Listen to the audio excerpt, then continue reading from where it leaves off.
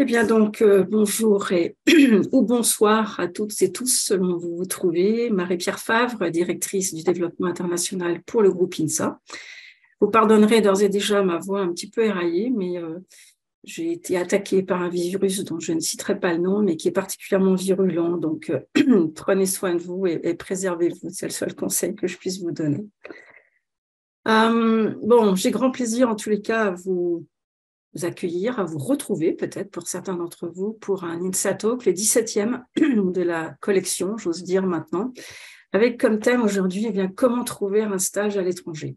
Alors, attention, cet INSA Talk n'a rien de magique. On essaiera de couvrir le sujet de la manière la plus exhaustive possible. Mais bon, ce sera aussi à vous de jouer, vous allez le comprendre dans quelques minutes. On fait plusieurs mobilités chaque année. Le groupe INSA, ce sont, avant la pandémie, 3000 mobilités par an à l'international, à peu près 50% en université, 50% en stage. Tout à l'heure, nous aurons quelques chiffres complémentaires. Et vous êtes aujourd'hui plus de 300 inscrits, donc j'espère que d'autres vont nous rejoindre rapidement. C'est un record en tous les cas d'inscription pour le moins et qui, je l'espère, montre finalement la pertinence du sujet et l'attachement que vous avez pour ces questions internationales. Donc vos micros sont éteints et nous avons aujourd'hui derrière le micro Aileen Blaise, Aileen qui est donc diplômée de l'INSA Rouen en 2017 en énergétique et propulsion. Elle est basée à Shanghai, elle est project manager chez Schneider Electric. Donc, vous pourrez poser toutes vos questions sur le chat et Aileen sera chargée donc de les redistribuer, de les prioriser auprès de nos intervenants. N'hésitez pas également sur le chat à mettre des sujets qui pourraient vous intéresser pour d'autres INSA Talks et les intervenants auront aussi la liberté de répondre à quelques-unes de vos questions directement sur le chat. Voilà, alors comme de coutume, un invité institutionnel et aujourd'hui, j'ai le plaisir à vous présenter Myrensou Dubar. Elle est directrice des partenariats avec les entreprises à l'INSA Hauts-de-France. Myrensou, c'est à toi et merci d'être là aujourd'hui. Bien, merci. Bonjour à tous. Merci Marie-Pierre pour cette invitation sur une thématique qui me tient particulièrement à cœur parce que moi-même j'ai eu l'occasion il y a pas mal d'années de pouvoir aller à l'étranger et c'est vraiment c'est une expérience extraordinaire. Comme vous le savez tous, la mobilité est une obligation. Elle peut se faire à travers des échanges, des doubles diplômes ou des stages. Cependant, la mobilité pour moi est bien plus qu'une obligation, c'est, je pense, une véritable opportunité que vous donne le groupe INSA à travers des stages à l'étranger. Le stage à l'étranger vous permettra en plus de cocher à la fois la case mobilité et la case stage. Sans parler bien sûr de l'enrichissement personnel que sera cette opportunité et de l'impact sur votre CV. Je pense que les anciens qui sont là vous en parleront. Je vais reprendre les mots qu'un partenaire industriel m'a un jour dit. Quand nous recrutons un jeune diplômé, nous regardons deux choses.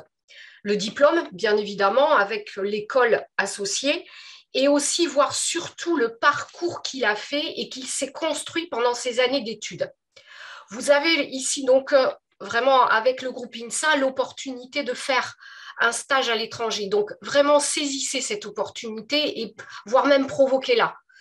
Alors juste un chiffre, à l'INSA Hauts-de-France, on a 90% des élèves qui font leur mobilité à travers un stage à l'étranger. Alors pas forcément en entreprise, mais aussi en laboratoire de recherche. Le carnet d'adresse du service des relations entreprises associé aux relations des enseignants-chercheurs que vous connaissez au quotidien, associés aux anciens, vous permettront de trouver ce stage soit en entreprise, soit en laboratoire. Alors, pour conclure, je vais citer une phrase que j'ai trouvée sur le site du groupe INSA et que j'affectionne particulièrement, qui est la suivante. Il est des personnes qui, au lieu de chercher à entrer dans une case, s'efforcent de façonner la leur. Et je pense que là, vous avez l'opportunité de le faire. Voilà, mais je pense que si vous êtes tous connectés aujourd'hui, c'est que vous avez cette volonté-là. Donc, donnez-vous les moyens de réussir, de vous construire un parcours qui va vous ressembler. Donc, n'hésitez pas à contacter le service des relations entreprises, relations internationales, Job Teaser, LinkedIn, et bien sûr les alumni. Voilà, donc j'ai essayé d'être dans le timing. J'espère ne pas avoir trop dépassé. Surtout, n'hésitez pas également, moi aussi, voilà, à me contacter dans ce cadre-là. On est là pour vous aider. Comme a dit Marie-Pierre, on n'a pas de solution miracle, hein, voilà. Mais on est vraiment là pour vous accompagner. Et l'expérience du groupe INSA en la matière, le groupe INSA est connu aussi pour avoir de nombreuses relations à l'international, beaucoup de partenariats. Et Marie-Pierre peut en parler mieux que moi, mais et les stages vont avec. Voilà. Donc, bel événement, bel INSA Talk aujourd'hui. J'ai cru comprendre qu'il y avait pas mal d'étudiants qui souhaitaient se connecter. Et surtout, n'hésitez pas encore une fois à revenir. Voilà, j'ai une adresse mail qui peut se trouver très facilement avec le prénom que j'ai au niveau de l'INSA Hauts-de-France. Voilà, merci encore. Merci beaucoup, Myrène Soud, pour ton intervention. Excusez-moi. Et surtout, déjà, plein de messages hein, pour nos élèves ingénieurs. Alors, je ne sais pas s'il est encore nécessaire de présenter l'INSA Talk. En tous les cas, c'est un rendez-vous régulier que nous avons lancé il y a tout juste 2 ans maintenant pour créer du lien entre les diplômés et leurs écoles, recréer du lien, créer du lien entre les élèves et les diplômés. Et c'est aussi pour vous eh bien, l'opportunité de développer votre réseau, toujours finalement autour de questions internationales qui nous sont chères et qui font finalement partie, cette dimension internationale, de l'ADN du modèle INSA. Alors, excusez-moi, avant de passer la parole à nos intervenants, je voudrais rapidement faire un petit sondage. Évidemment, tout le monde n'est pas encore arrivé, mais quand même pour savoir qui nous avons en ce moment autour de l'écran. Donc, rapidement, il y a 3 questions très courtes.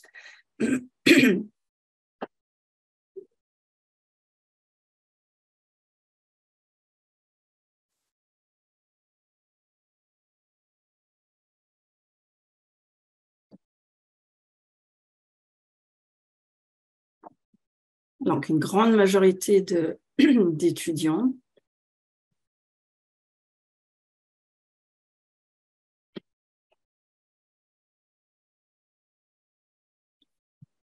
Une belle représentativité, en tous les cas, de tous les établissements, donc les 7 INSA en métropole, et puis aussi les écoles INSA partenaires. Elles sont au nombre de 6, et je sais que certains directeurs des relations internationales de ces écoles sont également là, donc merci de votre présence. Et enfin, pour une grande majorité, oui, c'est la première fois que vous participez à un INSA Talk. Donc, merci, et merci d'être là, et j'espère que ce ne sera pas la dernière. Alors, je vais à nouveau partager mon écran. Pardonnez-moi, Voilà, on a 4 invités aujourd'hui pour servir ce talk. Et une fois n'est pas coutume, nous avons 2 étudiants et 2 diplômés. Alors, nous entendrons dans un premier temps Xavier Sesboué, qui est étudiant à l'INSA Rouen, en génie informatique, 5e année. Il est actuellement en échange à Postec, à Pohang, en Corée du Sud.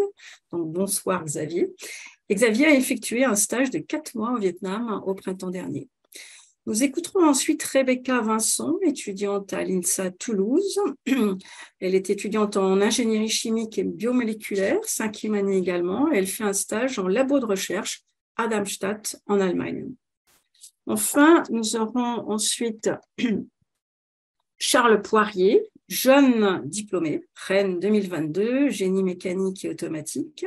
Il est actuellement ingénieur en conception mécanique chez Eurodrow Wire Equipment à Milan, en Italie. Et il a effectué auparavant un stage de 10 mois au Cambodge. Et enfin, Laurent Fabry, qui est un habitué, je le sais, des INSA Talks, diplômé INSA Lyon 87 en informatique. Il est Founder and Managing Director chez DGCT à Singapour. Laurent, tu accueilles régulièrement des stagiaires et c'est donc aussi le témoignage du recruteur que tu nous apporteras. Voilà, donc je vais tout de suite donner la parole à Xavier en mettant le diaporama.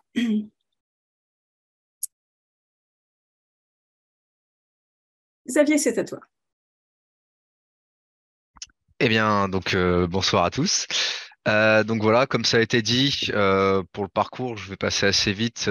C'est INSA, prépa intégrée à Rouen et département informatique. Donc maintenant, je me retrouve en cinquième année.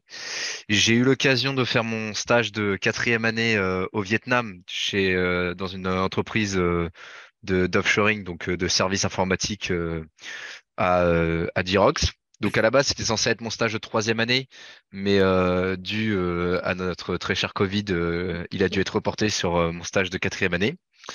Et maintenant, je suis, comme ça a été dit, en échange à Postec, donc une école en Corée du Sud, et je suis en projet de trouver mon stage de cinquième année à Singapour.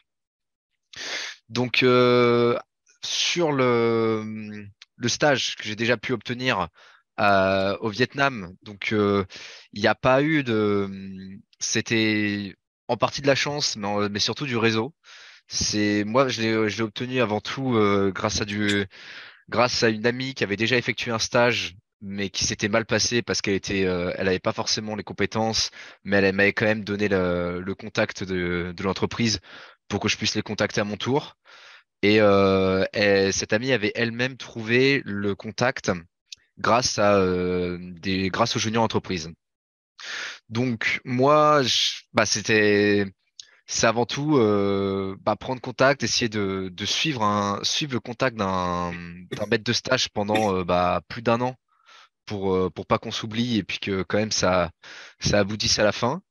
Donc ça c'était surtout comme je dis de la chance. C'est d'ailleurs j'en profite pour dire qu'ils recrutent tranquillement, ils recrutent volontiers des stagiaires INSA. Donc si vous voulez envoyez-moi un mail.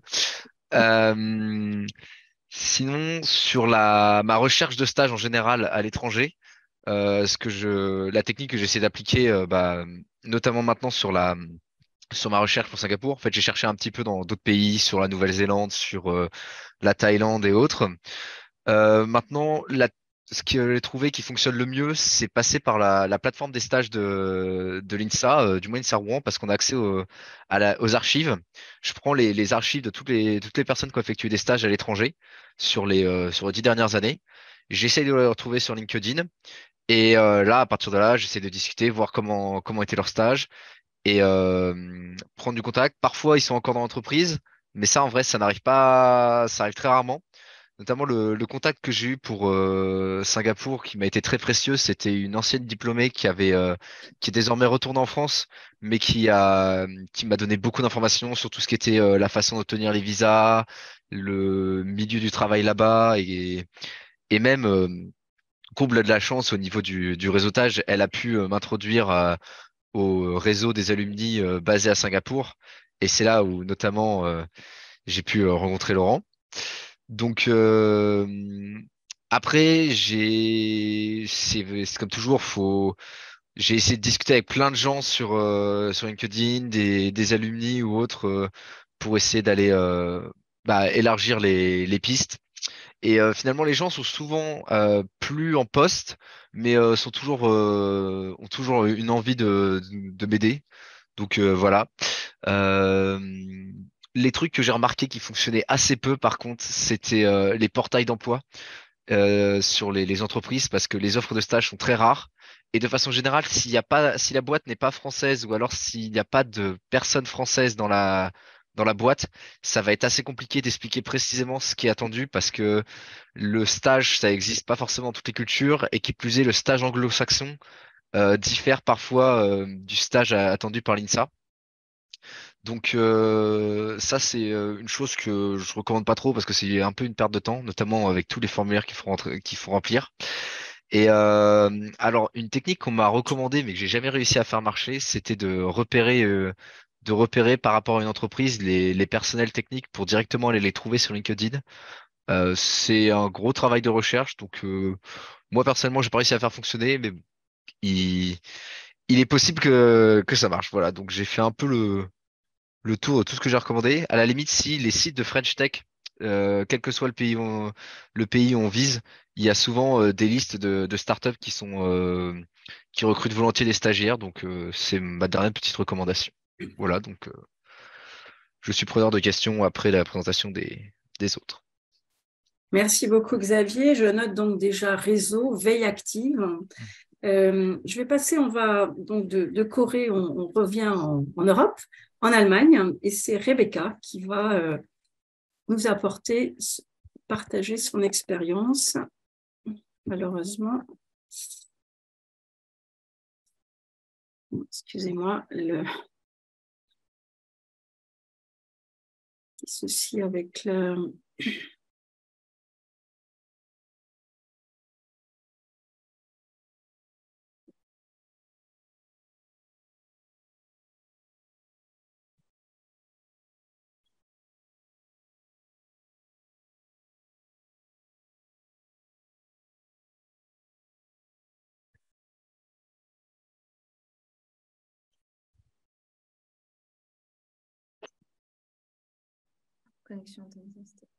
Voilà, Rebecca, c'est à toi.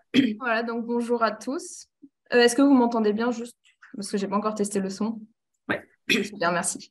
Donc voilà, donc moi ça va être comme Xavier, je vais vous présenter mon stage de 4A en fait, entre le passage 4A 5A, donc un stage de 4 mois. Je l'ai fait en laboratoire universitaire, c'est-à-dire que c'était un stage de recherche un peu comme ce que les INSA peuvent vous proposer en France. Donc c'était en labo, etc., sur un projet. Et donc j'ai aidé une doctorante sur sa thèse. Alors moi, par contre, je vais vraiment vous donner des astuces complètement différentes de ce que Xavier vous a proposé. Mais après, moi, voilà, c'était un stage en laboratoire universitaire, donc c'est plutôt différent. Moi, ça a été très simple de trouver. En fait, c'est une astuce que j'ai découverte plutôt toute seule l'an dernier, c'est-à-dire qu'il faut que vous regardiez les sites universitaires, les sites internet des universités, que ce soit en accord ou pas en accord avec votre INSA. Ils ont tous, l'INSA compris, ils ont tous des pages avec la liste, avec une liste de stages des fois, des stages en laboratoire de recherche. Et même s'il n'y a pas des listes de stages, il y a toujours la liste des contacts des enseignants-chercheurs. Et donc moi, ce que j'ai fait, par exemple pour TU Darmstadt, donc en Allemagne, il n'y avait pas de proposition de stage, mais il y avait une liste, comme je sais pas, 50 projets de thèse en cours. Et j'y suis allée au culot, j'ai envoyé quelque chose comme une quinzaine de mails à tous les enseignants-chercheurs qui faisaient un projet qui m'intéressait. Et après, j'ai eu beaucoup de réponses, plus que si j'avais contacté en entreprise, je pense. Je ne sais pas si ça a un lien avec le fait que ce soit des enseignants-chercheurs ou pas, mais j'ai eu vraiment beaucoup de réponses, ils étaient vachement disponibles. Et donc, des fois, la page n'était pas à jour et le stage, le projet n'existait plus. Mais la majorité du temps, le projet existait toujours. Et je vais vous dire la vérité, les enseignants-chercheurs en université, ils cherchent beaucoup d'aide comme ça, des stagiaires, etc., qui peuvent les aider en parallèle sur leur projet. Donc, je trouve vraiment que ça, c'est vraiment une bonne astuce si vous cherchez un stage plutôt facilement dans un pays étranger. Donc, oui, voilà, que vous ne voulez pas trop vous prendre la tête avec l'entreprise, etc. C'est un peu plus facile d'y aller en université. La sélection est plus simple, etc. Et aussi, si vous êtes intéressé pour faire une thèse plus tard, en fait, ben, c'est une bonne première approche, une bonne première expérience pour vous donner une idée si vous avez envie ensuite, par la suite, en France ou à l'étranger, de faire une thèse. Et aussi, une autre petite astuce que je voulais vous donner sur comment trouver un stage à l'étranger, c'est donc quelqu'un d'autre qui est venu avec moi en Allemagne. Elle a réussi à trouver un stage en Allemagne, en entreprise, grâce à une conférence qui était en France. Donc ça, c'est un peu avec le fait que l'international devient de plus en plus important en France. Même dans des forums qui se passent actuellement donc dans votre pays en France, vous pourrez potentiellement trouver des stages dans des pays étrangers, européens ou non européens. Donc voilà, ça c'était mes petites astuces pour comment trouver le stage. Ensuite, quelques conseils sur la préparation. Bah, ça, c'est un peu un conseil avec le sujet, la langue, encore plus quand c'est pour une thèse ou pour un projet de recherche. Surtout, contactez votre coordinateur dans les relations internationales dans votre INSA. Des fois, il connaît des étudiants qui ont déjà fait ce stage, qui sont déjà allés dans ces endroits. Vraiment plein de détails importants dont vous aurez contacter le recruteur. Votre recruteur, il vous donnera toutes les que ce soit pour le logement, que ce soit pour la nourriture, que ce soit même pour se déplacer, que ce soit pour des détails administratifs qui sont différents entre un autre pays et la... Donc voilà, mes autres petits conseils, c'est de vraiment prendre contact avec votre recruteur et ne pas hésiter à poser tout qui vous vienne à l'esprit. Et donc voilà, juste vite fait, les avantages d'avoir fait un stage comme je l'ai fait moi, c'est d'abord linguistiquement, ça m'a permis d'améliorer. Avant mon semestre d'échange que j'ai fait un semestre d'échange dans la même université le campus. Je connaissais le campus mieux que certains étudiants à la rentrée. Donc voilà, ça m'a permis de m'acclimater dans ce nouveau pays pendant 4 mois. Proche de la France, si vous voulez rentrer, etc., pour des vacances, c'est plutôt facile. Vous n'avez pas besoin de partir à l'autre bout du monde pour découvrir une nouvelle culture, parce que même si c'est le pays voisin, voilà, encore une fois, comme Madame Douard l'a dit, c'est une nouvelle expérience et c'est incroyable. Voilà, merci à vous. Merci beaucoup, Rebecca. Tu parlais de pays voisins. Eh bien, je vous invite vers un autre pays voisin, l'Italie, avec Charles. J'ai à nouveau des problèmes avec le diaporama.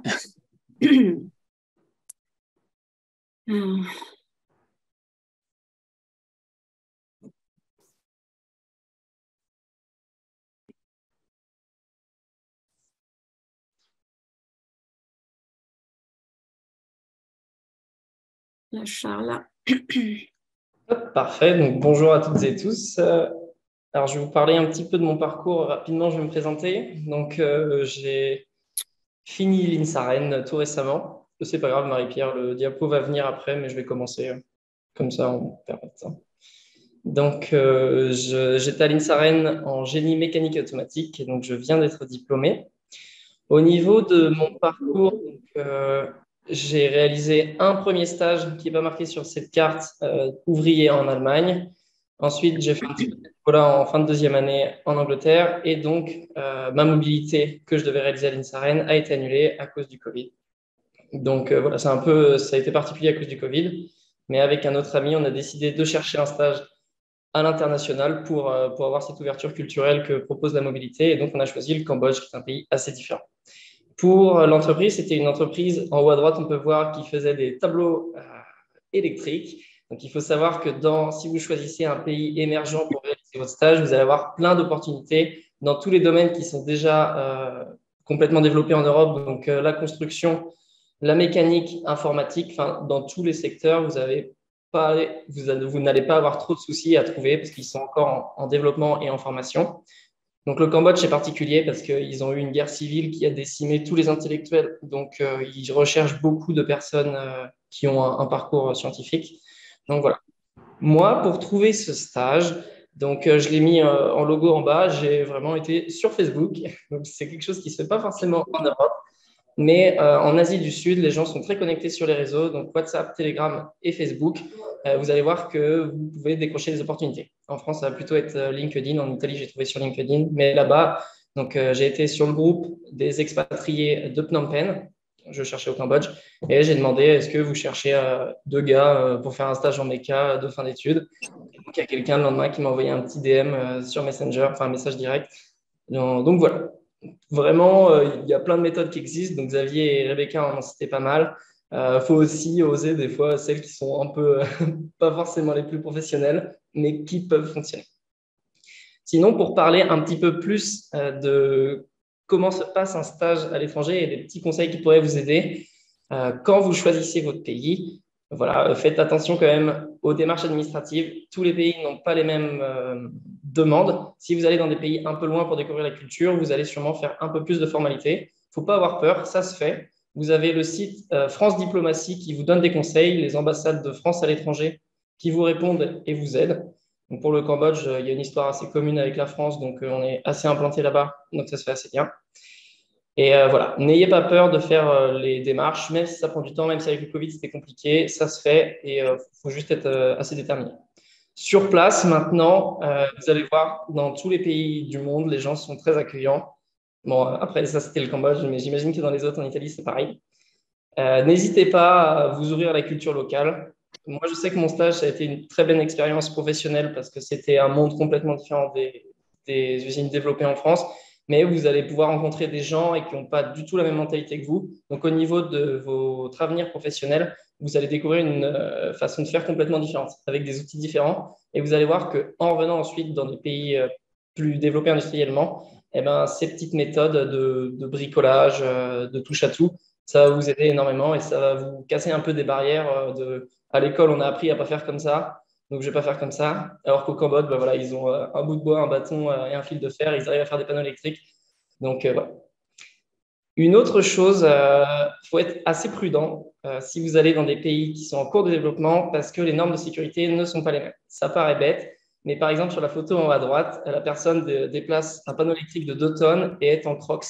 Donc, faites attention, ça a beau être, vous avez beau être blanc ou européen, dans ces pays-là, vous n'êtes pas forcément au-dessus des lois naturelles de la physique. Donc, si vous arrive un accident, c'est un peu galère au niveau des soins. Donc voilà, prévoyez tout ce qui est assurance santé et tout, ou alors soyez prudent, restez prudent. Mais ça n'empêche pas de profiter de la culture locale et de découvrir plein de choses. Donc voilà, très bonne expérience. Et ensuite, donc pour trouver mon job en Italie, j'ai cherché sur LinkedIn, j'ai cherché, donc vous avez plein de filtres sur LinkedIn. J'ai choisi le secteur où je voulais travailler, le lieu, et ensuite dans les filtres, j'ai cherché le poste que je voulais faire. J'ai contacté les personnes qui répondaient à ces critères-là. Et donc, j'ai eu une réponse de quelqu'un qui était intéressé. Donc, ça, c'est un petit peu des petits conseils pour trouver votre travail ensuite. Et donc, pareil, j'étais à distance, donc Google Meet pour faire les interviews, ça se fait très bien. Donc voilà, j'ai fait mes 5 minutes, j'espère que je n'ai pas trop dépassé. Et si vous avez des questions, pareil, vous pouvez me les poser à la fin. Merci. Super, Charles, merci beaucoup. Donc, vous l'avez déjà compris, en fonction bien, de la destination, il y a beaucoup de choses qui peuvent changer, à la fois dans la pratique de la recherche et des points de vigilance, bien sûr, à avoir. On y reviendra tout à l'heure. Alors, last but not least, Laurent, the floor is yours. Okay. Merci Marie-Pierre. Bonjour à tous, vous m'entendez? Il faut bien sûr que... Non, je ne vois toujours pas. On t'entend, Laurent. Je vais peut-être commencer. Donc, Laurent Fabry, je suis peut-être le plus ancien de l'équipe. J'ai fait l'INSA Lyon IF 87, donc il y a à peu près 35 ans. Alors, pour être clair, il y a 35 ans, à l'INSA, les stages internationaux n'existaient pas. Et pour mon cas particulier, j'avais déjà du mal à changer 2 mots d'anglais pour n'importe quelle raison. Donc, j'ai commencé ma carrière à Paris, dans une petite boîte, et au bout d'1 an, j'ai vite arrêté et je suis allé faire un petit tour des États-Unis. Et là, en voyageant tout seul, c'était pas vraiment un stage, mais en voyageant tout seul et en m'aventurant, là, il fallait bien commencer à s'exprimer en anglais pour commencer à manger et à faire ce qu'on voulait faire. Donc, j'explique ça parce qu'en fait, derrière cette expérience, qui n'était pas vraiment un stage, mais cette première expérience internationale, m'a permis de commencer à travailler sur des projets beaucoup plus importants, sur des projets internationaux, sur des projets européens à Paris.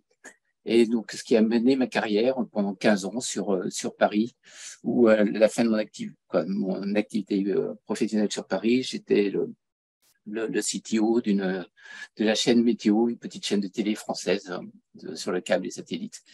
Et donc, au bout de ces 15 ans, j'ai décidé de prendre encore mes valises et d'essayer d'aller chercher du boulot au Canada.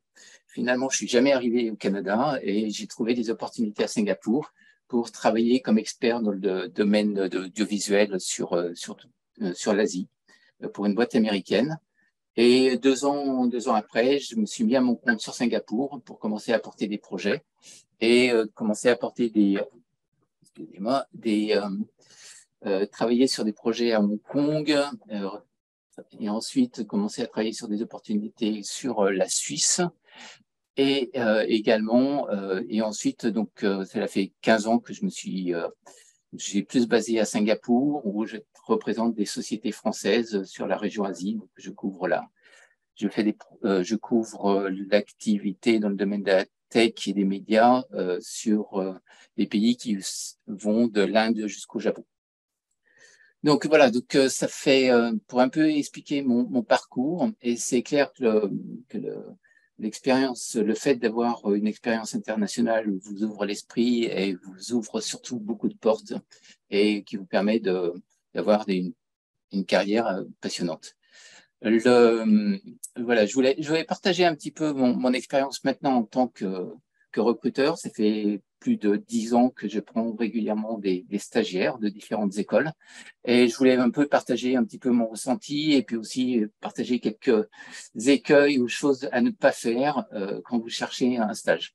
Donc, ensuite, le premier truc, c'est le truc le plus important, c'est la motivation. Donc, qu'est-ce qui va vous motiver pour chercher un stage? Je pense que pas mal des 3 exposés précédents vous ont montré quels bénéfices ils ont tirés.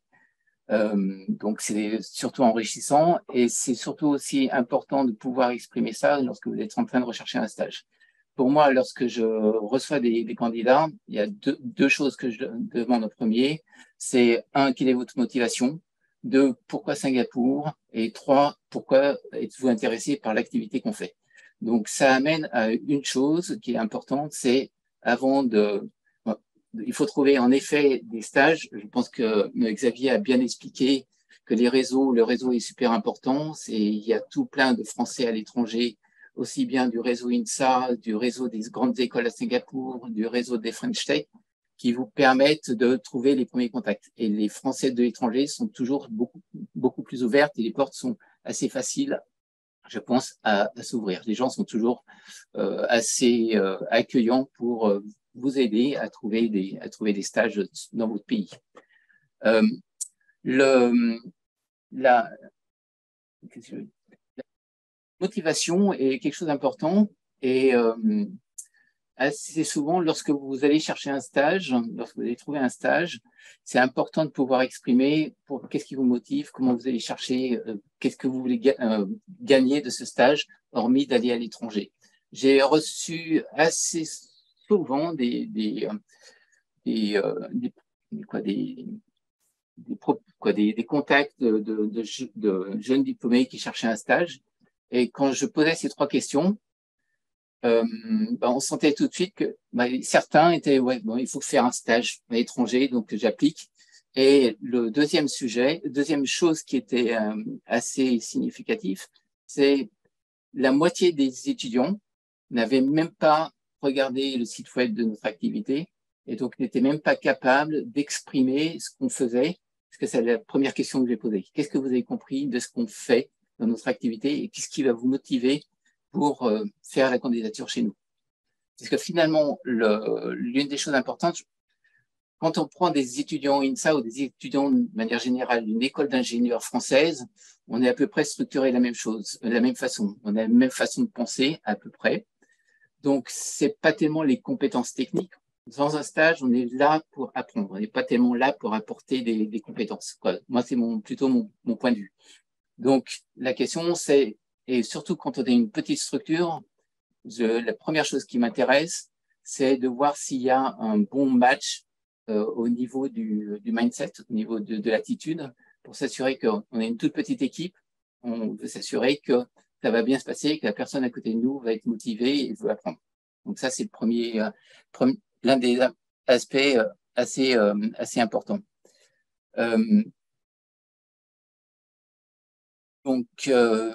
Voilà. Ensuite, donc pour chercher un stage, je pense que Xavier l'a pas mal exprimé. Donc il y a tout plein, j'ai déjà dit, il y a pas mal de réseaux et pas mal de gens et de Français qui sont sur place, qui sont prêts à vous aider, qui sont super accueillis, ouverts. J'ai tendance à dire, par exemple, que lorsque vous essayez d'ouvrir une porte en France pour chercher du boulot ou pour chercher, quand vous êtes commercial, pour chercher un contact et vendre un projet, c'est presque 10 fois moins difficile de le faire à l'étranger. Ça, c'est un aspect très important. Donc, faut pas hésiter, faut montrer votre motivation, trouver les bons contacts et faire marcher le réseau. À Singapour, donc, on a plusieurs points de contact. Il y a le réseau des alumni de Singapour, de l'INSA. Donc, on est une petite équipe d'une 60 d'échanger. Il y a également le réseau des écoles, des alumni des écoles françaises basées à Singapour. Avec le Covid, toute la communauté française a essayé de se regrouper et de s'entraider. Et on est passé de pré-Covid à post-Covid à un groupe de 300 personnes à 1800 personnes, qui est un super gros réseau pour essayer de trouver des opportunités. Dans le domaine de la tech, il y a le réseau de la French Tech aussi. Et ensuite, les points de contact habituels, c'est les chambres de commerce françaises à l'étranger. Donc, chaque pays a sa chambre de commerce qui peut aider aussi à trouver des bons contacts ou à comprendre comment le pays fonctionne. Des autres points, c'est les formalités, c'est compliqué. À Singapour, c'est très structuré, donc ça va. Dans d'autres pays, ça peut être en effet beaucoup plus compliqué, ça peut prendre plus de temps. Une des différences aussi fondamentales, j'ai tendance à dire que c'est beaucoup plus facile de trouver et de prendre contact directement avec des Français. Il faut comprendre que l'école INSA à l'étranger n'est pas connue. Prenez ça de base et très peu de personnes vont connaître l'INSA. Et des gens donc à Singapour vont connaître MIT, Harvard, toutes les 5 grosses écoles de Singapour, des US, mais pas beaucoup plus. Donc, il ne faut pas s'attendre à ce que les gens connaissent, s'ils ne sont pas français, que les gens connaissent votre école. Un des exemples fondamentaux, c'est à Singapour, Polytechnique, c'est l'équivalent du DUT. Et je crois que dans beaucoup de pays, c'est la même chose. Donc, on n'a pas les mêmes notions. Également, en termes d'approche, aussi en termes de recrutement, si vous vous attaquez à des grosses boîtes locales, les étudiants des universités singapouriennes sont plus sur un modèle américain où ils peuvent choisir leurs différents sujets. Donc, quand on reçoit des candidatures d'étudiants singapouriens, on a tendance aussi, on reçoit le CV, mais également leur curriculum, donc tous les cours qu'ils ont suivis. Je ne reçois jamais ça d'école française, parce qu'on connaît à peu près les standards, mais ça peut parfois aider si vous allez rentrer dans un process de recrutement avec des grosses boîtes locales. Voilà. Et donc, le plus important, comme je disais, c'est montrer votre motivation. Et surtout, quand vous faites une candidature, vous avez un premier contact, surtout suivez ce contact. N'allez pas attendre que votre premier contact vous rappelle. Et donc, suivez-le, recontactez-le, montrez que vous êtes motivé, montrez que vous êtes intéressé et montrez que vous êtes suivi. La plupart du temps, j'ai même tendance à faire un peu exprès de laisser traîner pour voir si l'étudiant va me rappeler. Donc, et je pense que je ne suis pas le seul à faire ça. Donc, n'hésitez pas à frapper à la porte. Je ne dirais pas harceler, mais de recontacter les personnes. Voilà à peu près tous les points que je voulais partager avec vous. Et en termes de motivation aussi, je parlais d'humilité. Donc, comme je disais, votre école n'est pas connue. Typiquement à Singapour, qui est une société qui est assez basée sur la méritocratie, c'est important de montrer que vous êtes prêt à travailler, vous êtes prêt à vous défoncer, mais à travailler sur le sujet qui vous intéresse. J'ai toujours en mémoire un candidat qui est venu se présenter, qui m'a dit, voilà, j'ai fait l'INSA, je suis super bien classé dans ma promo, et tout ça, finalement, parce que je l'ai fait facilement, j'ai pas eu besoin de beaucoup travailler. Et pour moi, cette remarque-là était un no-go, parce que c'est typiquement, si vous êtes motivé, vous allez à fond sur ce que vous voulez faire.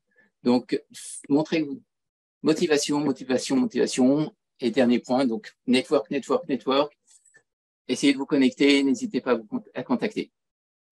Voilà à peu près. Après, les autres aspects, c'est faut préparer le budget aussi.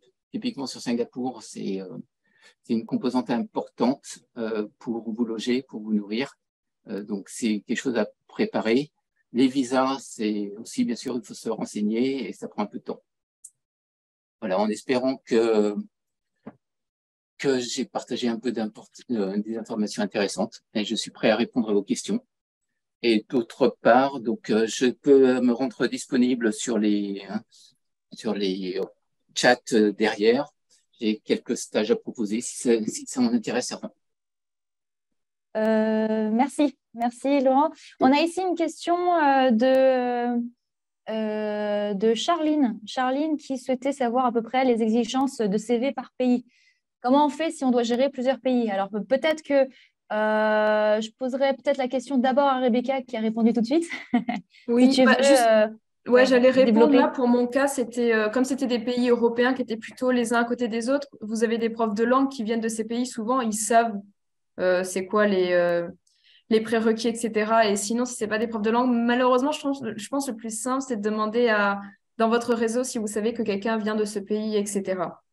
Peut-être sur Internet, ça peut se trouver ce genre d'informations, mais je pense que je ferai moins confiance à Internet en tapant bêtement CV Allemagne, CV Corée du Sud. Je pense vraiment que là, il faut demander à quelqu'un de physique, quoi. Qu'est-ce que tu en penses, Laurent? Ouais, quoi, il y a deux aspects. Quoi, sur Singapour, vu qu'on est c'est une ville assez cosmopolite, donc on n'a pas j'aurais tendance à dire on n'a pas de format particulier. Par contre, il y a un truc important, c'est que les recruteurs n'ont pas de temps. Donc, il faut arriver à mettre en avant vos compétences et vos intérêts en premier. Et donc, pas se disperser. On a la première lecture d'un CV, ça va prendre en moyenne 2 à 3 minutes. Donc, il faut qu'on retrouve rapidement les mots-clés qui nous intéressent. Merci. Est-ce qu'on a des personnes qui souhaiteraient réagir sur cette première question? Le type de CV par pays? Oui, mais en fait, c'est vrai que j'ai déjà demandé aux professeurs et j'ai pas eu de retour. En fait, ils savaient pas. Et des professeurs anglais, hein, c'était des Anglais, ils savaient pas en fait les codes à respecter pour le pays. Et concernant, je sais plus la deuxième proposition qui a été faite, pareil, hein, j'ai regardé sur Internet, il n'y a pas vraiment de choses, d'indications, de critères à respecter. Donc c'est vrai que moi j'accompagne, je reçois des étudiants hein, dans le cadre de leur recherche. Et donc, je suis Charline Guilly de l'INSA et je me rends compte que pour le français, il n'y a aucun souci parce que c'est ce que je faisais avant. Mais pour les pays étrangers, je sais que par pays, par exemple, j'ai une ancienne de chez nous qui m'a dit que pour les États-Unis, l'Amérique du Nord, il était déconseillé de mettre une photo. C'était pas très bien perçu. Donc voilà, je me dis, si je dois comme ça checker par pays, ça va être compliqué, mais je suis vraiment en train de chercher l'information. Moi, je suis preneuse. Je me dis d'aller chercher peut-être par pays à chaque fois un alumni. Ouais, ça me prendra peut-être un peu de temps. Donc, je voulais juste savoir si peut-être quelqu'un avait la bonne info pour peut-être par continent. Au moins, déjà, ce serait bien. Merci. Pour les pays si je peux rajouter anglophones. peut-être quelque chose. Ah. Oui, vas-y, je t'en prie. Non, c'est l'une des choses que je regarde, c'est quand je reçois le CV, le premier, deuxième réflexe, c'est je vais faire un Google et je cherche LinkedIn. Donc, une présence sur LinkedIn est importante aussi. Merci.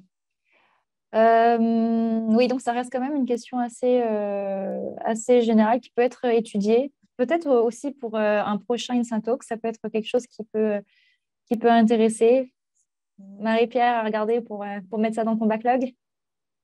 Deuxième question qui a été donnée par Enora à propos d'une base de données sur l'INSACHA. Je pense que Marie-Pierre, tu peux peut-être directement répondre ou je ne sais pas, Charles peut-être. Pour une base de données, pardon? Oui, est-ce qu'il y a des bases de données INSA? Est-ce que tu t'es servi d'une base de données INSA valable pour chercher un stage, par exemple? Il y a sur le site des INSA Alumni, il y a une asso qui existe, INSA Alumni, il y a tous les alumni il y a beaucoup d'alumni du groupe INSA dessus. Et ce qui est pas mal, c'est que vous avez une carte interactive dessus. Donc, vous choisissez un pays, donc vraiment tous les pays du monde. Vous cliquez sur le pays, vous zoomez, vous avez même les villes.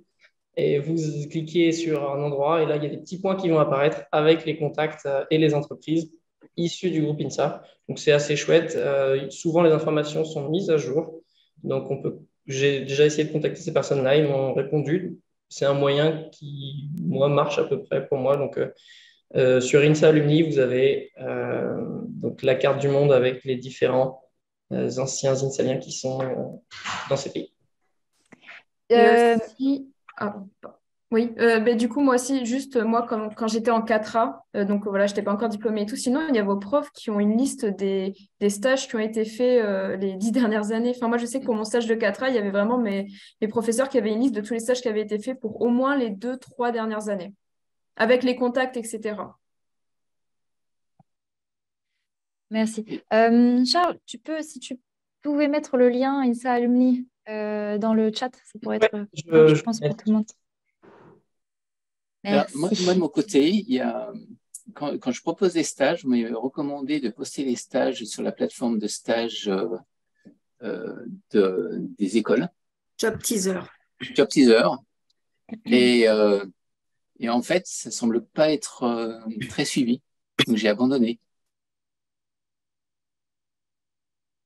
Et donc, on passe plus à diffuser les informations de stage avec les professeurs qu'on connaît. Et ça Alors, se cantonne là.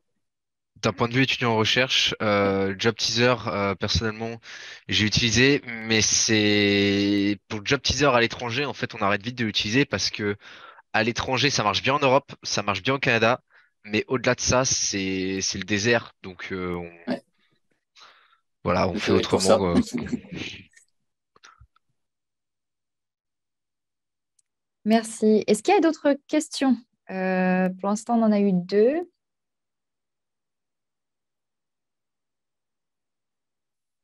« 80 personnes, pas de questions?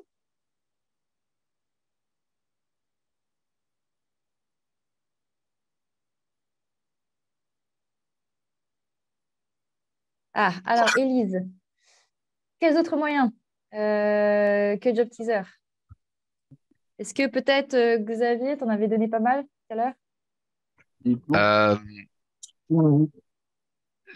les autres moyens que Job Teaser, bah, comme l'a dit Charles, la plateforme des alumni. Alors, je sais que moi j'avais eu du mal à faire reconnaître mon numéro étudiant, mais finalement j'avais utilisé l'annuaire papier que j'avais laissé à mon frère. Mais sinon, bah, le passage par les alumni, comme disait Rebecca, les départements ont souvent une liste qui est aussi propre à eux, parce que parfois c'est un peu compliqué mince, de retrouver les bases de données. Je sais que Rouen, notre plateforme de stage fonctionne comme ça, mais je sais que sur les autres INSA, ça peut être un peu différent. Les départements souvent conservent par eux-mêmes la liste des anciens stages. Souvent sur un tableur, il faut juste faire un filtre. Euh, Sinon, poser des questions à son chef de départ, Moi, de à mon des amis. côté, je peux vous dire aussi, mais sinon, vous cherchez le job teaser du pays dans lequel vous voulez aller. Vous cherchez juste comment dire, l'application jumelle, mais qui s'applique seulement dans le pays. Moi, je sais qu'en Allemagne, il y en avait eu 1 ou 2 différentes qui ressortaient pas du tout en France. Alors ça, bien sûr, ça s'applique si vous comprenez la langue, etc. Mais voilà, chaque pays a son application ou dessus. J'avais utilisé un job teaser que fonctionnel en Allemagne. J'avais reçu énormément de réponses des entreprises, etc. Ça avait plutôt bien marché. Il faut juste rechercher un peu sur Internet quelle est l'application à utiliser, quoi.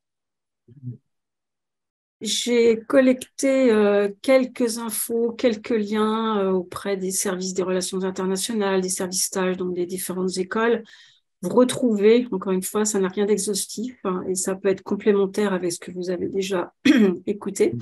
Donc, vous voyez quelques sites, quelques liens aussi sur… un petit mot aussi sur le VIE. Tout à l'heure, il y avait une annonce de Aileen. Sachez que le PFE peut être intégré justement au VIE, au démarrage du VIE. Donc, ça, c'est parfaitement compatible. Je mettrai mon nom complet après dans le chat parce que je me suis rendu compte qu'effectivement, c'est vous pas noté. retrouverez, il y a aussi pas mal de dispositifs bilatéraux, c'est-à-dire avec la France et un pays en particulier. Les indices pour le SHA. Mais il y a pas les piments d'Espelette aussi? C'était avant. On va pas donc tous les passer en revue, mais de toute façon, tout sera disponible hein, sur la vidéo donc, que vous retrouverez sur la chaîne YouTube du groupe INSA. Donc voilà, c'était quelques infos. Et puis il y a bien sûr les financements à négocier avec la structure d'accueil. Il y a aussi des aides, Erasmus notamment pour toute la partie Europe et d'autres dispositifs. Voilà le petit complément que je voulais apporter. Merci Marie-Pierre. On a une autre question assez intéressante aussi. Est-ce que tous les stages à l'étranger sont rémunérés? Je laisse peut-être la parole à Charles.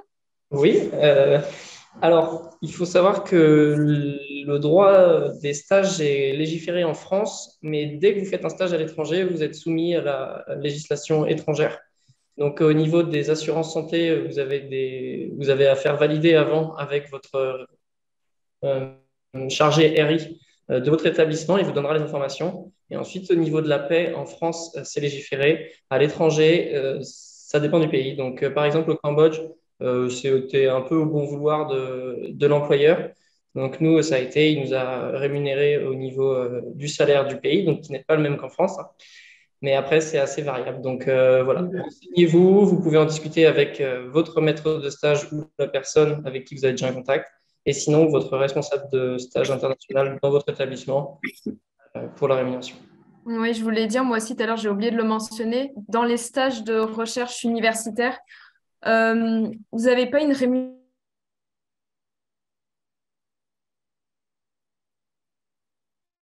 Est-ce que c'est moi qui bloque? Non, il me semble que c'est plutôt Rebecca. Je crois que universitaire, on lui a déboursé une bourse de plus de 4 000 € pour 3 ou 4 mois de stage. Donc, souvent, vous n'êtes pas rémunéré, mais vous pouvez avoir des grosses bourses. D'accord. Donc, si j'essaie de résumer un tout petit peu, ça dépend du pays. Dans le cadre des pays qui sont couverts par Erasmus, on peut demander une bourse, c'est ça? Je suis désolée, Rebecca, le réseau n'était pas stable. Est-ce que ça marche mieux là? Moi, c'était dans mieux. le cadre, c'était même pas Erasmus, c'était vraiment cadre l'université universitaire. elle-même. Ok. Voilà. Ok.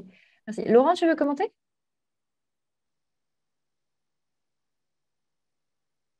C'est peut-être moi, là. Laurent, tu es mute.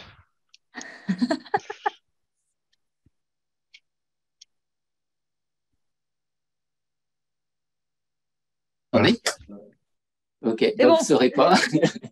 Euh, donc je disais, oui, donc nous, on rémunère nos stagiaires, au moins pour que ça couvre les frais de vie sur place et qu'il y ait un petit peu qu'ils puissent ramener un petit peu d'argent sur place. On est une petite boîte, donc on n'est pas dans le domaine de la finance, donc on ne sait pas se caler sur les banques, mais on essaye de rémunérer à peu près dans la norme. Et également, donc la plupart des stagiaires, et surtout INSA de Lyon, sur laquelle j'avais l'habitude, il y a toujours les bourses régionales qui peuvent arriver à compléter les primes qu'on offre, donc qui permet à un stagiaire aussi d'aller profiter de la région. Merci, Laurent. Alors, on a eu quelques questions d'ordre technique ou des petits détails, mais peut-être une question de Pierre qui voudrait le coup de mettre en avant. Alors, est-ce que vous avez des conseils pour un premier contact par mail? Comment aborder la question? Peut-être Xavier?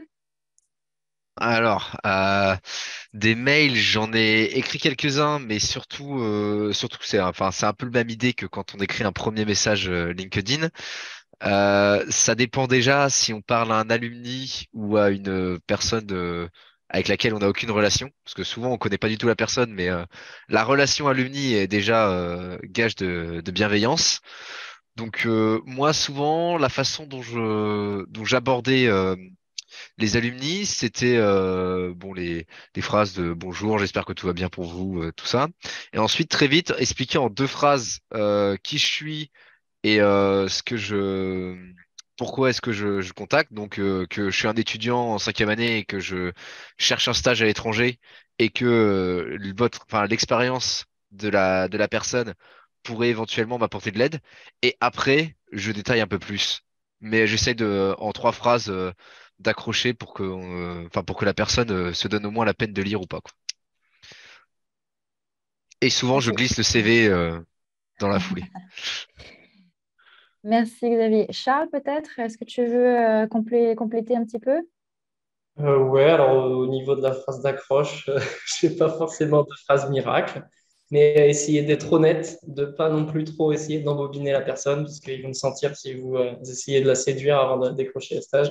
Voilà, les personnes souvent ont pas mal de travail, donc essayez d'être assez franc, pas non plus être brut, hein, mais voilà, soyez honnête et puis n'hésitez pas à demander quand même comment va la personne.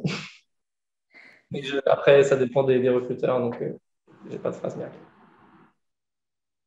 Merci, Charles. Est-ce que d'autres compléments, Laurent peut-être, ou Rebecca? La recommandation, c'est qu'il n'y a pas de formule magique, mais surtout pas de broadcast où tout le monde reçoit un truc commun. Donc personnalisé, surtout. essayer de vous renseigner un petit peu sur la personne avant de la contacter. Au moins la société, le type d'activité, pour montrer que vous êtes intéressé. Et ce que disait Xavier, le premier contact avec le réseau d'alumni aussi, c'est une bonne façon d'approcher, de manière, sans savoir qui vous avez contacté, d'envoyer. Par exemple, à Singapour, on a un groupe WhatsApp et on a un premier contact sur le groupe des alumni de l'INSA. C'est envoyer un petit message là-dessus pour dire, voilà, je cherche un stage, est-ce que vous connaissez quelqu'un qui cherche quelque chose dans les stagiaires, dans ce type d'activité, et puis vous verrez bien si ça répond. C'est pas toujours répondra possible. sûrement. Ouais, c'est pas toujours possible, mais en écho à ce que tu dis, Laurent, peut-être dans certains cas sur le site web, on peut avoir une information sur un événement récent, une actu, en tous les cas de l'entreprise, qui montre d'une part que vous vous intéressez à cette entreprise et qui peut du coup percuter dans donner une accroche en complément de votre profil et de votre candidature. Donc, encore une fois, ça revient finalement à personnaliser aussi un peu votre lettre. Et puis, si vous avez le nom de la personne et la société, le LinkedIn est la bonne source. Vous avez tout son parcours, vous savez ce qu'il a fait, vous savez quel type d'activité il a. Donc, ça permet de mieux comprendre. On est transparent sur LinkedIn aussi. Moi, je voulais rajouter juste une petite information par rapport au premier contact. Enfin, dans votre mail, le truc le plus important, je pense qu'il faut toujours figurer, mais vraiment dans le mail et pas que dans la lettre de motivation ailleurs, c'est les dates ou les mois quand vous êtes disponible et la durée. Parce que des fois, vous ne le dites pas dans votre mail et même des fois, on oublie de le mettre dans la lettre de motivation ou ce genre de choses. Et la procédure, elle avance et au final, au bout d'un moment, on se rend compte qu'en fait, ça ne colle pas avec le time du recruteur et vos disponibilités à vous. Donc, surtout, je pense que le plus important, c'est qui vous êtes et surtout vos disponibilités sur le mail directement. Comme ça, le recruteur, il sait direct si c'est bon déjà avec son planning ou pas. Voilà. À ça, j'aimerais juste ajouter ce qu'on cherche précisément, le plus précisément possible, le domaine et le genre de poste. Parce que si on cherche sans aucune idée de ce qu'on est vraiment en train de chercher comme poste ou comme stage, le recruteur, il va pas aller inventer un stage comme ça pour nous. Donc, Ouais, si c'est un stage de fin d'études, par exemple, dites-le direct parce que les entreprises, elles recherchent pas mal. Ouais, Laurent, je vois que tu hoches la tête. Les entreprises, elles recherchent parfois les stages de fin d'études. C'est plus avantageux que des petits stages de 3-4 mois. Donc, ouais, comme ça a été dit. Je rejoins là-dessus et aussi la durée. La durée est importante. La durée du stage, j'ai tendance à dire, moi, j'essaie de prendre des stagiaires le plus longtemps possible. Parce que sur nos domaines, ça prend du temps pour apprendre, ça prend du temps pour se mettre sur le. Donc, on favorise les 6 mois. Je pense que ça sera c'est beaucoup plus difficile de trouver des stages pour 2 mois ou 3 mois, c'est limite. Donc, après, ça dépend des sujets. Sur mon activité, voilà, une préférence pour les stages longs. Merci à toutes et tous. Le temps passe, donc peut-être un dernier mot, un dernier tip à envoyer à nos élèves ingénieurs aujourd'hui. Allez, Rebecca, à toi, un seul mot en conclusion. Qu'il ne faut pas hésiter. Et pas hésiter dans tous les sens, c'est-à-dire à chercher partout, à envoyer des mails, à poser des questions. Surtout, n'hésitez pas, vraiment. Ça vaut le coup, en fait, c'est ça le truc. Mais juste, il faut vraiment avoir la démarche. Il faut avoir la démarche, voilà, tout court. Xavier? Les alumni sont nos amis et ils sont partout. Bien reçu. Charles? Mute. Mute, Charles. Le micro. Oser, je dirais. Okay. Laurent? Ouais, j'allais dire aussi la même chose. Oser l'aventure. Et vous ne regrettez pas. Okay. Merci encore à toutes et tous. Excusez-moi, je voudrais aussi en profiter pour remercier le service com du groupe INSA qui nous a aidés bien sûr dans la mise en place de ce talk. Les alumni, on essaie toujours de travailler ensemble justement pour continuer à créer du lien. Et donc, vous, les jeunes générations, eh bien, vous pouvez jouer aussi un rôle dans ce réseau, dans la force de ce réseau INSA Alumni et du rayonnement, précisément, de la marque INSA à l'international, puisque vous êtes les premiers concernés. Voilà, je voulais vous souhaiter de bonnes fêtes puisque cela approche. Rendez-vous l'année prochaine avec d'autres sujets, je l'espère. N'hésitez pas aussi à me faire part de vos attentes. Et je vous le redis, il y a déjà toute une collection sur la chaîne YouTube du groupe INSA. Et avant de nous séparer, je voudrais encore votre attention quelques minutes pour un dernier sondage. Et comme je vous l'ai dit ensuite, eh bien, j'ouvrirai quelques petites salles virtuelles. Voilà, ça c'est pour avoir votre feedback sur cet événement INSATalk, recherche de stage à l'étranger. Donc, merci pour vos réponses rapides. Je pense que vous voyez le sondage, ouais, c'est bon, à l'écran. Et puis, soyez ambassadeurs à tout niveau, soyez, on l'a dit, donc motivés, préparés. Bien sûr, chaque pays a ses spécificités, à la fois dans la technique de recherche, donc dans la technique de rédaction d'une lettre de candidature, dans la technique de rédaction d'un CV. Les réseaux ne sont pas forcément les mêmes d'un pays à l'autre. Les rémunérations, la législation, donc c'est ça l'international, c'est beaucoup de diversité. Voilà.